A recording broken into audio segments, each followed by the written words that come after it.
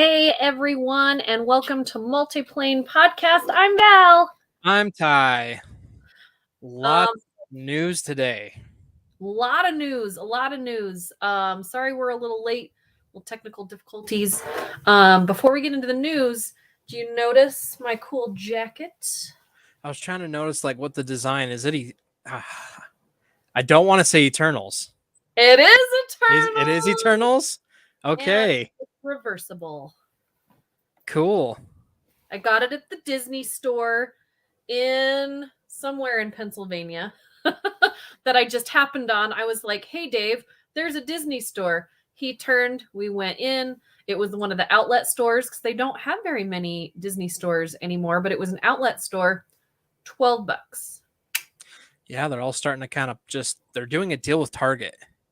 Yeah, they're doing little pop-ups with Target and everything, Yeah. but I guess if there's still outlet stores in some places. And I got you a pin, a Hunchback limited edition anniversary pin. Yeah. So some of the other news that's going on, we got our Thor Love and Thunder trailer. Yes, we did. I haven't watched it yet. Is it amazing? Ooh, Should we watch it? it's good. And seeing Natalie Portman finally don the helmet and the hammer. Okay. All right, you keep talking. I'm gonna get it. Cool, yeah, you pull the trailer up. So we got our Thor Love and Thunder trailer. We have ride testing for Guardians of the Galaxy Cosmic Rewind at Disney World. The canopy of the Tron Light Cycle roller coaster is going to be finished up here really soon, and they're going to be doing testing for that ride very soon as well.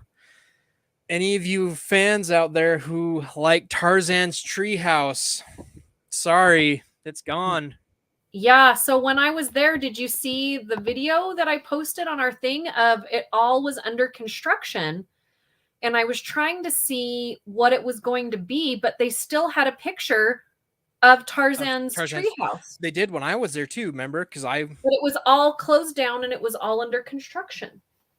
Yeah, it was still kind of the thing that, we're just doing, some work on it, but I'm willing to bet it's gonna be like an Encanto section.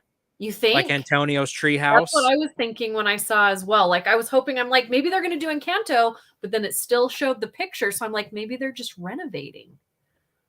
Nope. So, and it's not really like a sad thing. This is one of those attractions that's there. It's not like a ride.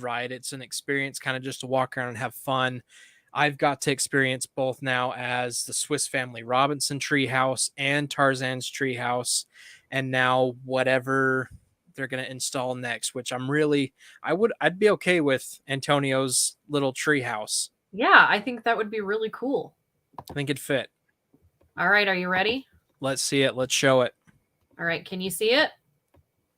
Yep. These hands were once used for battle. Now they're but humble tools for peace. I need to figure out exactly who I am.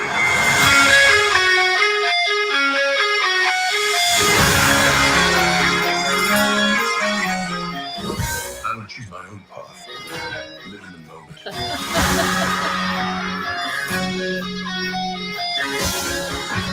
My superheroing days are over.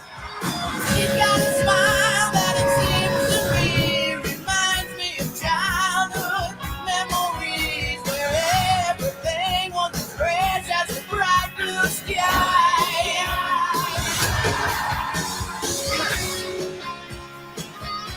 Remember what I told you? You ever feel lost? Just look into the eyes of the people that you love.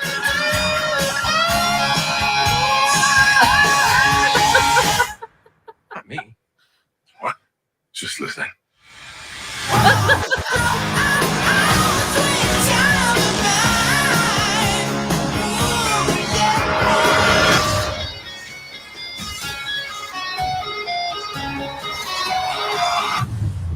What?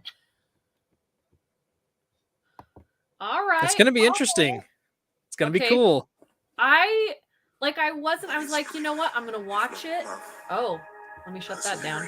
I was like, I'm going to watch it. And I'm sure I'm going to enjoy it, but I wasn't like, like Doctor Strange, I'm super excited for. But now, like, that trailer is awesome. One, the music is amazing, which, I mean, I knew it was going to be if they were going to, because Ragnarok music was awesome. And then they're mixing it with your Guardians favorite of the Galaxy. Guardians of the Galaxy. But I love that little twist, and it was visually beautiful, like just really cool. Okay. All right. I even love just that first few seconds in the beginning of the trailer. You see the transformation, you see the kid, then we see, the look that we've had for most of his beginnings throughout the whole entire Marvel comic universe, where he dons the, big winged helmet and everything. We didn't get to actually see him wear that until Ragnarok, where he had one that was super comic book accurate. So it's fun to see that one finally. Yeah. Even if it was for a few seconds, just pan across the screen. So cool. But okay, what else? What other news, Ty? What other news? Thor, Guardians, Tron. Oh, today in Disney World, guys, you are able to go do your normal meet and greets with the characters. Yeah, you can do the hugs and the side things with the pictures. You don't have to be pointing behind you. And that should be coming back to Disney, really, like Disneyland, I think, soon as well. It's by the end of April, I think. Yeah. And then is it this week, I think, the Electrical Parade? Yeah, it was all around the same time that they were allowing character interaction again. Then the Electrical Parade was starting. So I think it's either this weekend or the beginning of next week. I was almost positive that Electric Parade was this upcoming weekend. And if you guys haven't seen that and you're heading to the parks, it's definitely something worth watching. It is. Let's see. I love the Googs. And then have you seen the merch for the Electrical Parade stuff? So cool. I know. I want to go back just to get merch. Like, hey, can I just come in and do some shopping? April 22nd. Okay. Yeah. Friday. Very cool. All right. So I know you said that you weren't going to watch Morbius and you weren't going to watch Moon Knight. I'll watch it. It's just. Have you watched any of Moon Knight? Because I feel this is the thing. Of course I have. Okay. Because you have gotten me addicted to Thai tidbits. That's what I'm calling them. Because we'll watch a show and I'll watch it because I love Marvel and Disney, but you know all like the intricate insights. And so then you make me like a show a lot more. So I've seen through the 4th episode and you're on episode 2, 3. All right. Okay. What are you thinking so far very quickly about Moon Knight? Because episode 4 is a game changer. Loving it. And I'm really crossing my fingers I get another Midnight Sun pulling a cameo in this series. So this is my thing. So when I first watched Moon Knight, because I watched them all back to back, I didn't love it because I feel like he was super whiny. Like their little arguments Steven and Mark are very whiny when you watch them back to back. But then I watched them again and I separated it a little bit and I liked the show even more the second time. But that episode 4, we're going to have to do a whole episode just on episode 4. Okay. So let's plan on. I'm digging it. Next week, you're going to see episode 4 on Wednesday. So the following Monday, it's going to be all about episode 4. So everybody that's listening, watching, whatever, make sure that you watch episode 4 so that you can come and have a conversation. You are not going to want to miss the conversation that I believe Ty is going to be able to pull so much nonsense out of episode 4 because I don't want to set it up too much, but it's a literal game changer to the show. And the fact that there's only 2 episodes after that to wrap everything up, right now you're probably thinking, oh yeah, I can totally see how they could wrap this all up. And then episode 4 comes and like change, like it just, anyway. Yeah. So we're going to have a whole episode on episode 4, Moon Knight. So make sure you all tune in to the Moon Knight so that you can talk with us live on Monday. What's the Monday? Monday the 25th. Monday the 25th. All right. What other news? Apparently, Ethan goats. There we go. I think he's making a reference. I'm not going to throw anything out there, but there are some references to goats in the show. Ethan is down. So Ethan, yes, he's commenting. He's definitely making references to the goats on the show. Well, that's another thing with that Thor. We got the glimpse of the two. I can't ever remember their names because they have specific names and they're talking goats who pull his little warship. Uh-huh. But no, Moon Knight, I'm totally into what's happening. And I already knew I would be. Did you love, though, like the scenes where he's running across the top of the roof where it looks straight out of the comic book? Ugh. Yep. I already told you, anything that has to do with the Midnight Suns, any projects like Blade, Moon Knight and stuff, I'm already giving it, like, I'm hyping it up before it's even like out. And yeah, it's met my standards so far. So you've got me excited for Wednesday stamp night. Of approval. Yep. But let's talk about some other Marvel characters that we want to dip into today. Well, I want to talk about Big Hero 6. That's our show, right? Am I correct? Yeah. Okay. For those of you who don't know, Big Hero 6 is a Marvel comic book line. And when Big Hero 6 came out, I was just mesmerized by it because I really didn't know, surprisingly, guys, I know I say this every week, I really didn't know a ton about Big Hero 6 because my life has been mostly movies my entire life and less comic books. It came out in November of 2014.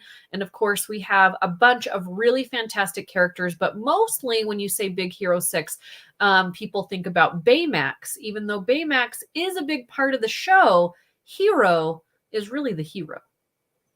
See, and that's, if you go look at the comic book, guys, you're going to have pretty big differences. The thing that I liked is that Disney pulled from one of their existing properties and said, okay, here's something we can take this nugget and really make an awesome story with it. Yeah. So what are the biggest differences from the comic book to the movie? Baymax. What's different? So, here, I was just looking at his, Ethan, we will answer your question here in a minute. So Baymax, if you look at his comic book counterpart, you're not going to get the fluffy, safe little, I am your healthcare companion. Oh. Baymax really? Was Hero's robotics project, who was supposed to be his bodyguard, butler, chauffeur, muscle, kind of anything he needed. But then he actually ends up getting an emotional attachment with Baymax, becoming his friend instead of, just the servitude side of things. And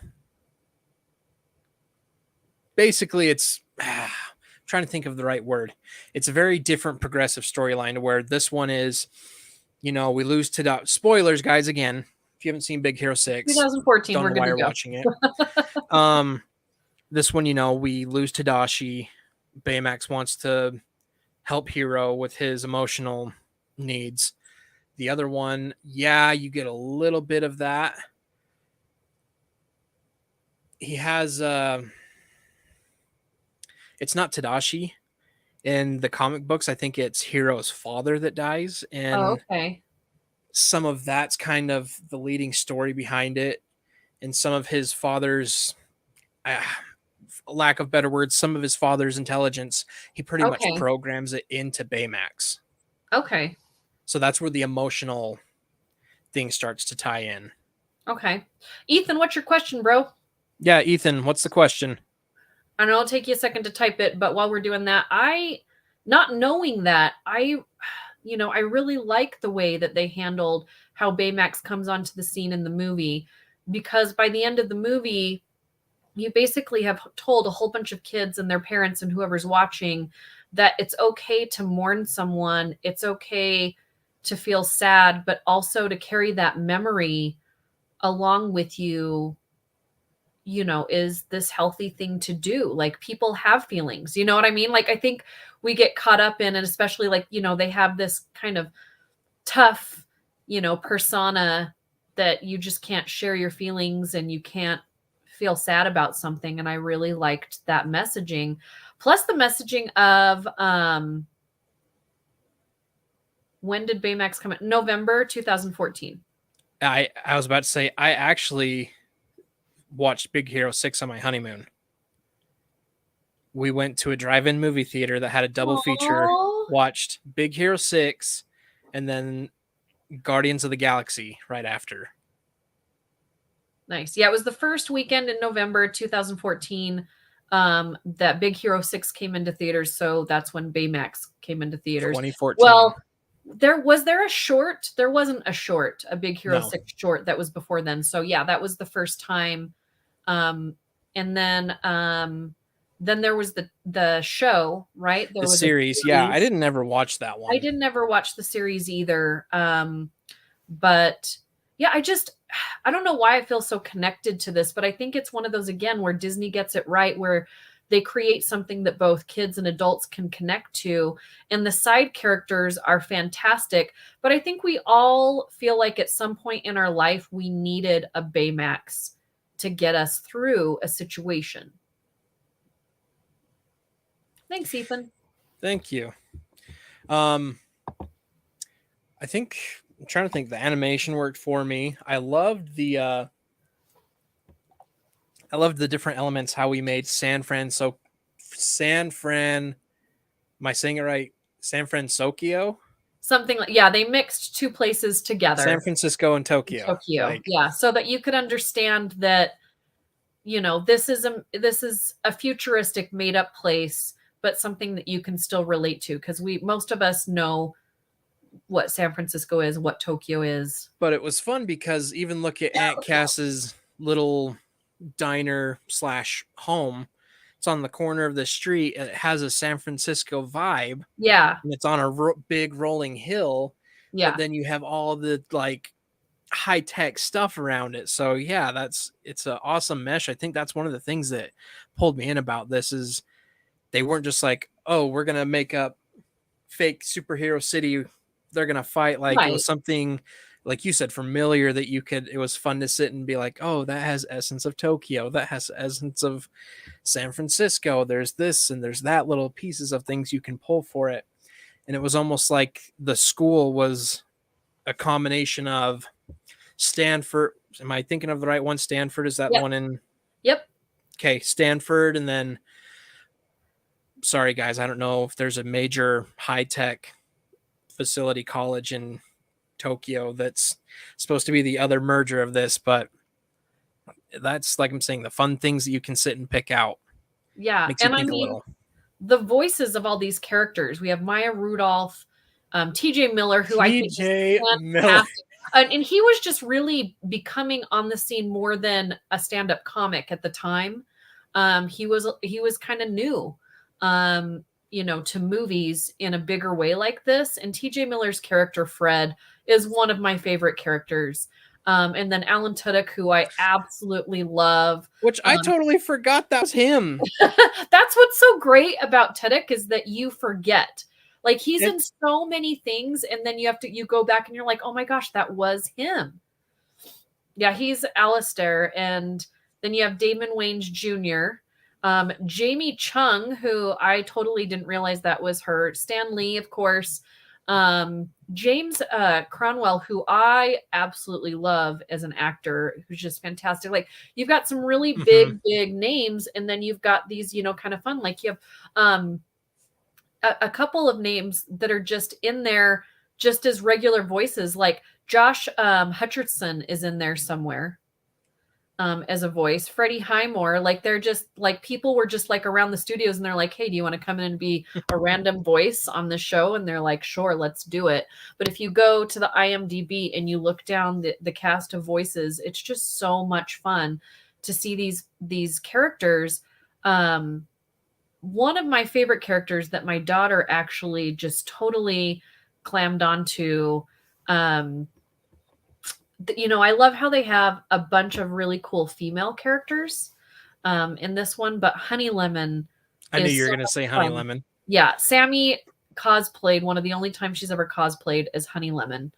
And of course, you know, I mean, Go-Go, yeah, for sure. But Honey Lemon, for some reason, always just sticks out in my mind. Because she's so bubbly, she pops out.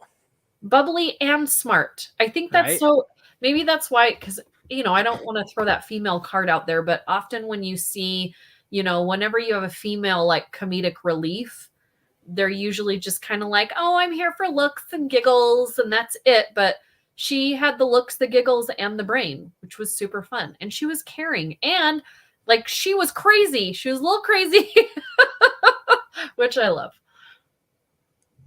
So let's kind of get into this. This gives us one of the most heart-wrenching, Ugh. I feel like it's one of the most heart-wrenching losses in Disney history. And we don't even have the guy for like that long. Yeah. Is the thing that gets me. Yeah. So we lose Tadashi. Like we literally have, I'm trying to pan the movie here for you guys. We open up, we're at the bot fights. Hiro shows up and smokes Yama. Completely hustles him. You see Tadashi come and save Hiro. They go to jail. They're bailed out. And then he's like, okay, well, psychologically, I'm going to trick my little brother into going to school instead of illegal bot fighting, which is very noble on his part. But then he convinces Hiro. We're at the school, you know, show, whatever, to try to get in. And then he's gone. But it's like so gut-wrenching. When I remember yeah, go ahead. seeing that scene, when we were watching it at the theater, I'm like, wait, What? he's dead? Like Yeah. he's dead? Dead? And in such like an adult, like sci-fi drama movie way. Do you know what I mean? It's not really an animated movie death. This is like a maniacal, thought through death. I mean, we don't understand right when it happens that it's so intricate. You know, we think that it's just this, you know, total accident, but it just wrenches us like a Pixar movie. You know, like, I mean, I feel like this and Up are one of those two movies that within the first 10, 15 minutes of the movie, I'm crying already. Oh, it makes me so much more mad when Callahan gives the backstory. And then we have this technology, and this movie came out before Iron Man had the technology in the MCU, which I thought was really cool that they gave it to an animated movie first, and then we get it with Iron Man. I think I really hooked onto the opening of this movie, because any of you guys out there who are in my same age bracket, Val, you might even be into it. Do you remember BattleBots back in the day? Yes, BattleBots. And they even have like a modern, they're still modern. Yeah. Like to this day, they still have this show with some of the same fighters who came out when I was a kid. And I remember as a kid having all their little action figures with the stuff that you could like press the buttons and whatnot. So that when I seen the bot fighting in the beginning of this movie, I'm like, oh my gosh, this is just like an animated version of BattleBots. This is great. No, I love BattleBots. And it's fun to see because this came out in 2014. Yeah. We weren't doing things like we are today with 3D printers, resin casting that was just barely. Like it was just like, you would watch videos of it, but we didn't have those things in our homes yet. Not many people did. And that's, it was a brand new thing. And now you can go on YouTube. You got some, 12-year-old with an Ender 3 Pro in his room printing up cosplays or armor, or different like sci-fi pieces for different things. And it's like, I loved how, yeah, it says that, okay, Hero's a genius and he's in his garage and he's printing up this stuff. And I'm like, I love how that kind of translated into what now Yeah. is a norm for us. Yeah. I mean, it's not in everyone's homes, but if you have a kid that has that brain, it's that technology is so easily purchased that you can have, you know, your kid that's has the mind of of Hero, and they can go ahead and be as creative and as smart as they are. That's like, I got a kid down the street and I was talking with his dad and he's like, yeah, we just bought him one of these 3D printers. And I was like, oh, okay, what's he starting to print up? Like, what's he getting into? And he's like, well, he's starting off with, you know, the basic files that are small that everyone prints, but now he's starting to look at like different armored stuff and different things. I'm like, it's because they're so cool, man. And Yeah. that's part of the fun is when you get Baymax, he's this marshmallow, which I'm skipping way too far ahead already. What was your first thoughts on Baymax when he was introduced? I loved the idea of what Baymax was and what he looked like, because I don't think we've seen anything like him in Disney animation before, right? And the fact that the world, especially during that time, it's when AI was really becoming a part of our lives, right? We can talk to things in our homes, we can ask our phones things, and now you've got this thing that is looking right at you and can also follow functions that can actually do things for you. Could you imagine having a Baymax during a pandemic, when people aren't out there? At the time we didn't know that, but when I saw him, I was like, this is such a cool idea, because I think a lot of people are afraid of AI. There are certain parts of AI that I'm afraid of because I've seen all of the Will Smith movies, right? Terminator. Terminator as well. So, but I liked it because it was so friendly and so interesting to make it a health monitor. It's like this giant thermometer grandma nurse. You know what I mean? That's all in one thing. And I just thought, this is really, really neat. I could not stop looking at the screen. Like, if somebody was talking to me, I don't even know, because I was just enthralled with. You're zoned in. This is really cool. And that's the thing. I was like, it's really cool that, like you said, seeing the different forms of AI that were in like science fiction and comic book movies and different things, to have now this big fluffy white marshmallow who wants to give you a lollipop. You've been a good boy. Well, and they really do touch on in this movie, the pros and the cons of AI to kids. You know what I mean? There's the things that we create as humans that we intend for them to be one way, that can very quickly go in a bad direction when it's misused. And I love when we get to talk about both sides of that story. And I think that's where Disney does this very well in a lot of different movies. But here, it's very quickly, technology can be your friend, and very, very quickly technology can be your enemy. And it's not the technology, it's the humans that are working it. Well, and it's funny because it's Hero who takes something that was created by the bad guy, and the bad guy just hadn't got to that step yet on like, oh, I can take my own creation and, fill my master plan or whatever.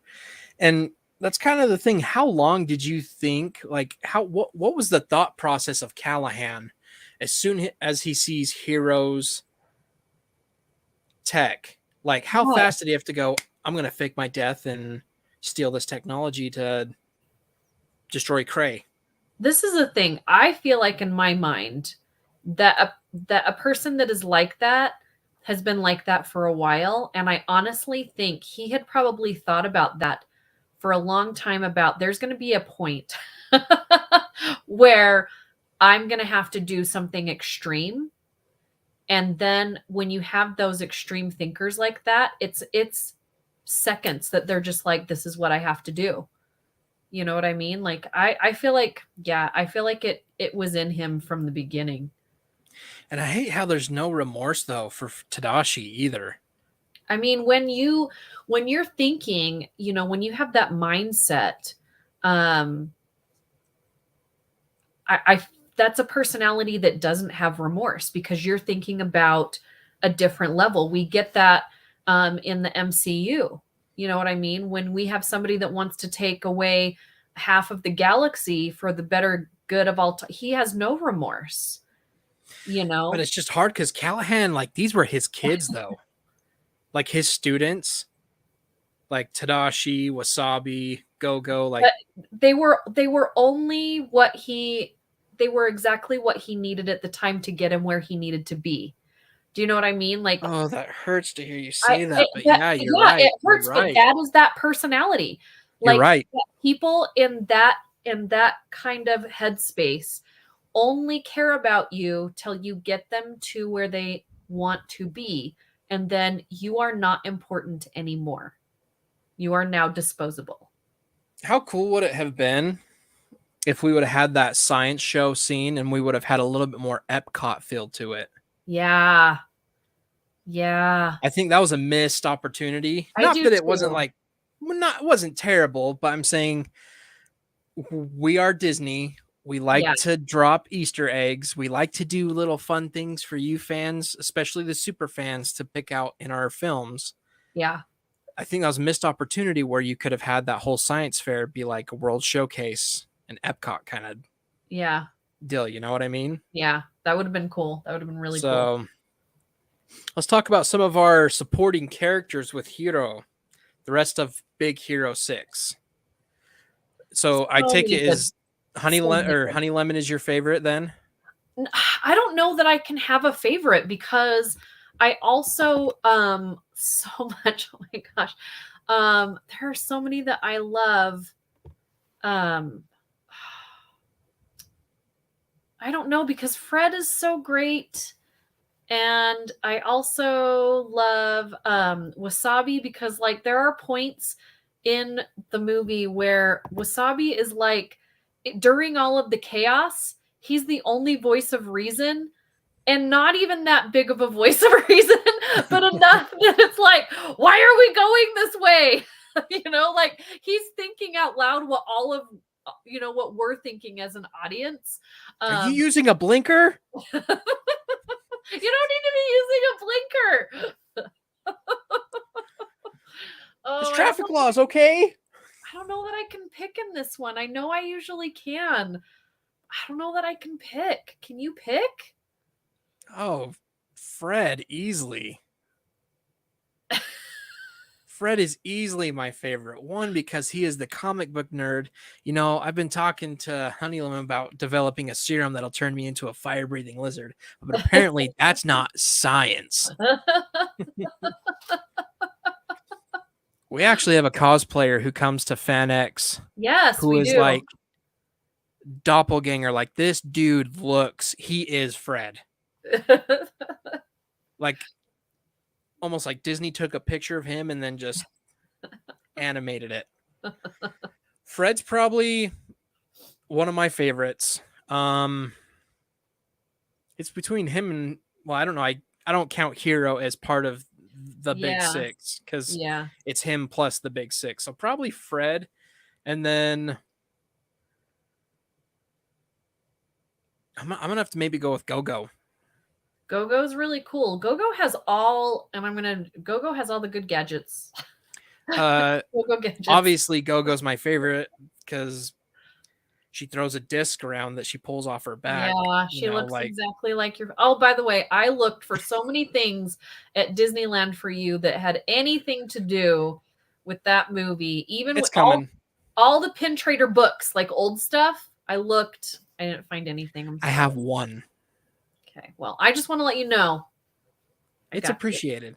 But yeah, so Go-Go looks like she's, out of Tron, but that's obviously why I like her. But yeah, I'd probably say Fred and Go-Go.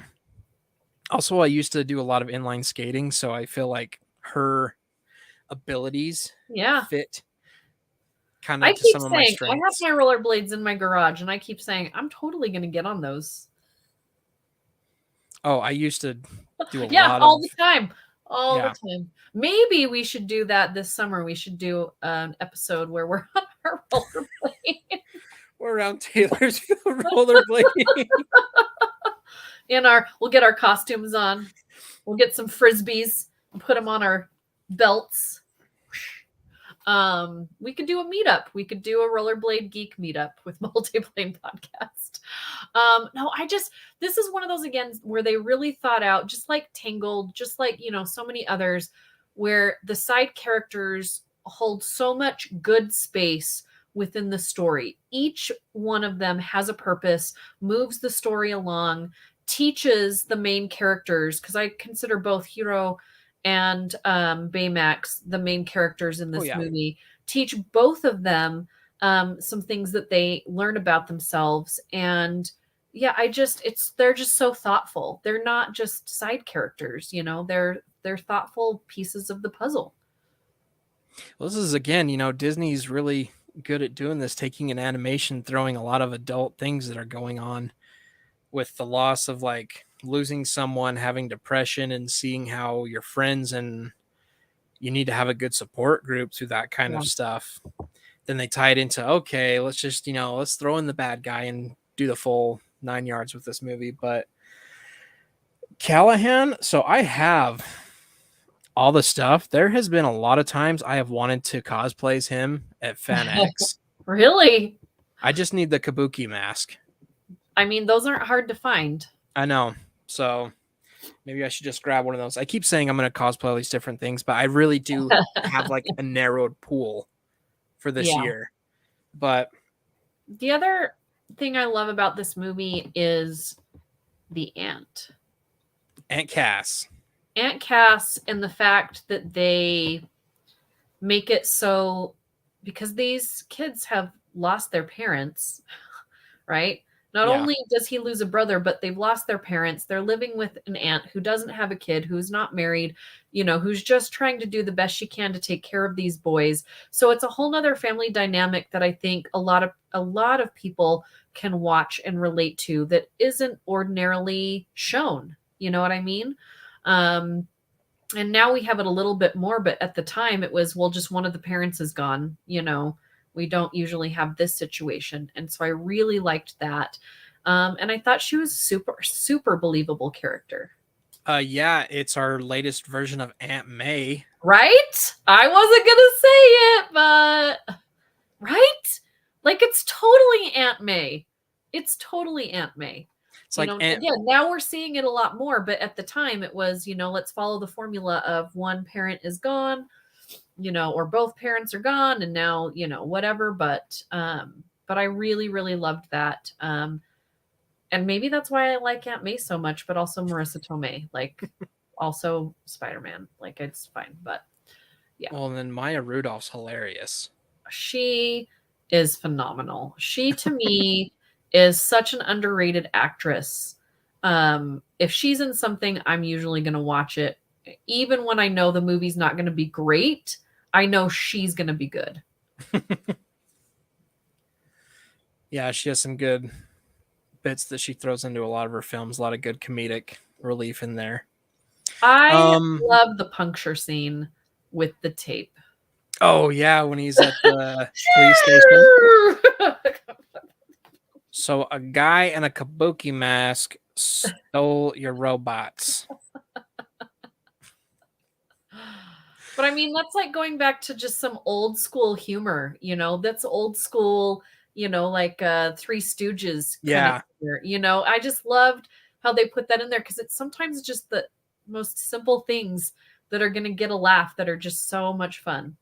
If any of you guys are ever having a bad day, Baymax on low battery is what you need. Yeah. All right. Shh. We went through a window. Here, baby. That's probably one of my favorite scenes out of the entire movie, actually, is when we're sneaking back into the house and Baymax is about to power out. Yeah. Oh my gosh. I can what's so great about Big Hero 6 is you can say something and I can just visualize it. There are some movies that I love, Disney animated movies that I love and I watch, but this one, it's like you can just rehash out these scenes and it's all right there. And it's just super smart storytelling, because there are a lot of things, it seems like it's overcomplicated, but when you break it down scene for scene, these are, time tested, true, comedic things that they're doing. And then you're talking about feelings, you're talking about the loss of a family member, you're talking about coming together as a group to help someone out. Talking about tidbits with Ty, like we were at the beginning of the show. Yeah. I'm debating on our days need- that we do Marvel stuff, if I should show up dressed like Fred. Because if any of you guys have seen an episode with us where we're talking Marvel, me and Fred, where he's breaking down like, Cray's the one who is doing this. This is a villain story. He plays this part as a bad guy. Me and Fred are on the same level and intensity when we start talking about like scenarios and stories. So well, I'm maybe going to throw it out there right now. Sometimes you should just have like a 10-minute podcast by yourself where you're just going through some tidbits of something that you watched that week. Like just quick jump on, throw it on our pages. Yeah. Okay. Sounds good. I think that would be fun. I would be interested. I mean, I can be here. I can be here sitting like this, so excited about what you're saying. And just throw it on little quick 5-10 minute tidbits with Ty this week in the MCU. Tidbits with Ty. There you go. I just made your jingle. I'll record it later. Okay, cool. I'm trying to think of anything else that I just want to talk about within this film that stands out to me. Yeah, before we grade it, because we're almost there, man. Okay, the power-up scene where we're getting all of our abilities and we're hero again. I love the fact that right after Fred's like, this is our origin story. We go into Hero's garage. He essentially starts throwing stuff out of his 3D printer, and he's using the tech that these guys have developed, and he's doing exactly what his brother taught him to do. Yeah. Look at it from a different angle. Wasabi has this super intense nano laser machine. Oh, Yeah. okay, we're going to throw some laser swords on your arms. Yeah. Same thing with Go-Go with her magnetic discs for her bike. Just everything. I loved how he took their tech that they were working on again, looked at it differently and said, we're going to make you into a superhero like this. Yeah. And then the scenes with, I think Hincliffe is his name, the butler. Yeah. Yeah. The whole scenes where he's just sitting there or he's turning on the, tennis ball machine, the whole mantra of them, and Immortals by Fall Out Boy. Yeah. I can rock out to that song any day. Yeah. Yeah. Anytime, any day. That's probably one of my favorite scenes is when they're building up like that. Very Doctor Strange vibes too. There's a few in there, and I didn't notice it until I watched it again. Now that Doctor Strange is in my life, Like at the very end when they're going into the absent space. Yeah. That definitely looks like some Dormammu territory. Yeah. It's fun how it all kind of connects if you want it to, Yeah. All right. Anything else you want to say? I just want to get to the grading because I feel like we've talked about it and I want to know what your grade is. For Big Hero 6, I'm going to give this one a B+. B+? All right. B+. All right. I'm going an A with this one. This is an A for me. I don't watch it all the time, but I have watched it more than once, and I'll usually watch it probably once a year. But to me, it's just smart. There's a lot of heart to it, visually pleasing.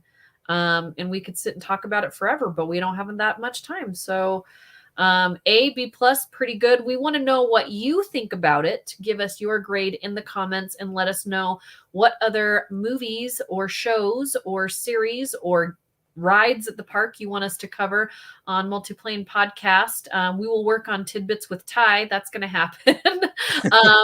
And of course, remember, watch this week's episode of Moon Knight, because on Monday, and that's episode 4, if you're not caught up yet, you need to get caught up, because 4 is a game changer.